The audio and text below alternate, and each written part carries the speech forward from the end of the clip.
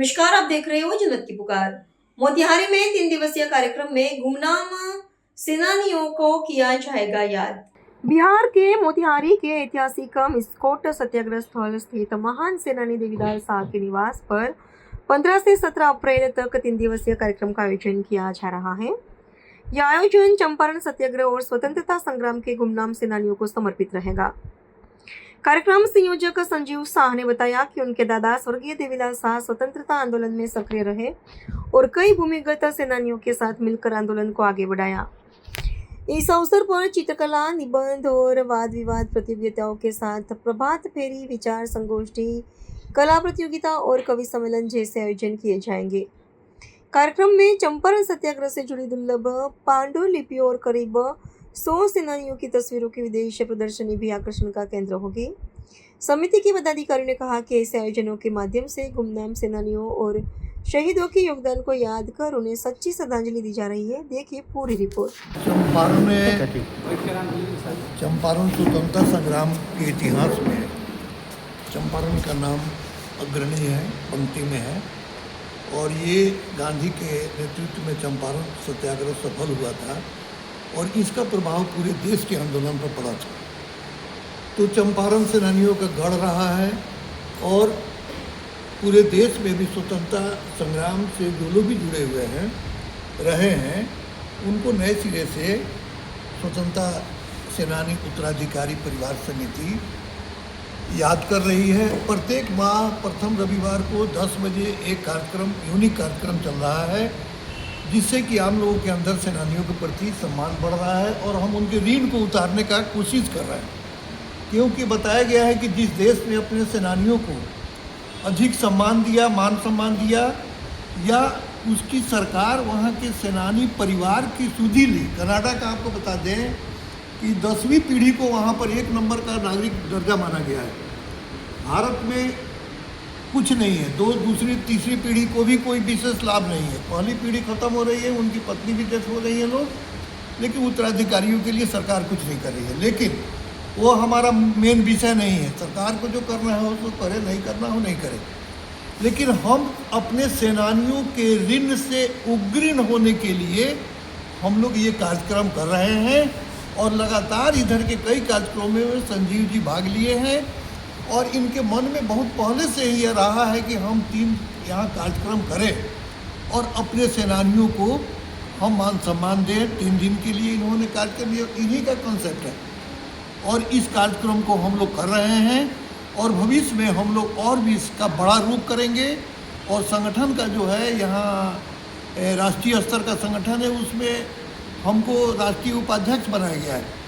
तो ये कार्यक्रम पूरे देश में हम लोग कर रहे हैं, लेकिन बहुत जल्द हम लोग राज्य सम्मेलन भी करेंगे और मोतिहारी में ही करेंगे। ये कार्यक्रम चंपारण सत्याग्रह के गुमनाम सेनानियों और वो स्वतंत्रता सेनानी जिनको हम नहीं जानते हैं उन लोगों को पूर्ण रूप से समर्पित है।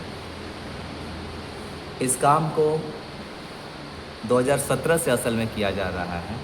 उन डॉक्यूमेंट्स खंगालने का काम जो हम लोगों ने कलेक्ट किया है, देर हुई है लेकिन शायद हम लोग कुछ कर पाएँ, समाज को बता सकें। ऐसे लोग जिनका नाम हम लोग नहीं जानते हैं, उन नामों में हैं जमुनानंद जी उर्नी के, उन नामों में है शेख गुलाम, पीर मोहम्मद मुनीस हैं और संत राउत जैसे लोग हैं।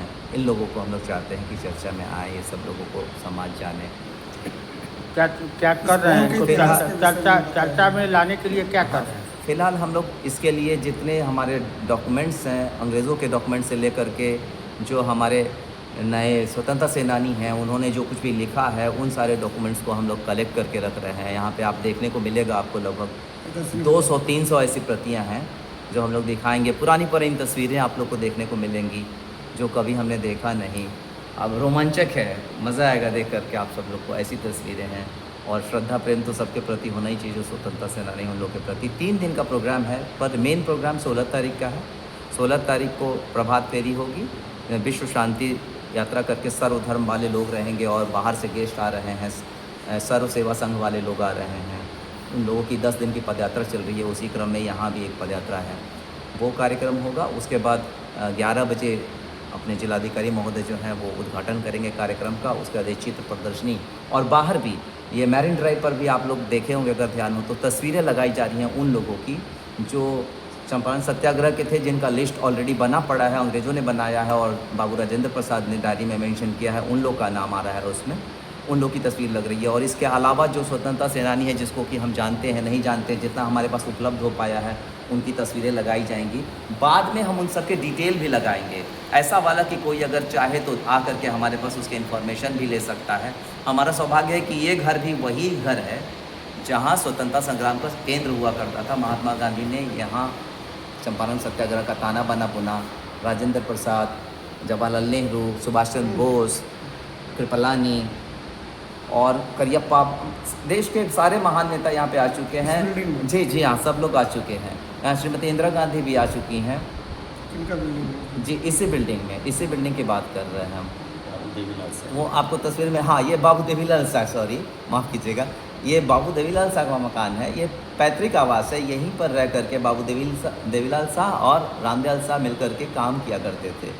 अधिकतम काम यहीं से हुआ करता था। ये चंपारण सत्याग्रह का केंद्र था और यहीं से बाबू देवीलाल शाह जो थे उन्होंने जो बंजरिया पंडाल दान किया है उसके बारे में आप जानते होंगे, जो कि बिहार का शायद इकलौता ऐसा प्लेस है जो गांधी जी को ट्रस्ट बना करके दान किया गया था। और वो भी स्वतंत्रता संग्राम की एक्टिविटी के लिए। उस समय ये लोग ब्लैक लिस्टेड हो गए थे, लंदन तक ये लोग का नाम पहुंच गया था कि ये लोग मदद कर रहे हैं और ये लोग बवाल उखाड़ने में लगे हुए करके, ऐसा वाला। तो जी, अच्छा, मेरा नाम संजीव शाह हुआ, बाबू देवीलाल शाह हमारे दादा हुए और रामेश्वर नाथ शाह मेरे पापा हुए, जिन्होंने 1942 में आंदोलन के दौरान कचहरी में झंडा फहराने की कोशिश की थी और 2000 लोग करीब उनके साथ टीम में थे और उस समय फिर उन पर लाठीचार्ज हुआ था, उनका सर फटा था और अंततः वो उसी से मरे भी। हालांकि उनको उस समय जेल नहीं हो पाया क्योंकि वो बीमार हो, मतलब सर फट गया था तो उनको हॉस्पिटलाइज कर दिया गया। उनके और जो साथी थे उनको जेल भी हुई थी। अगर आपने हमारा अभी तक चैनल सब्सक्राइब नहीं किया है तो कृपया चैनल सब्सक्राइब कर लें, लाइक करें, शेयर करें, कमेंट करें। तो मिलते हैं फिर किसी और खबरों के साथ। नमस्कार।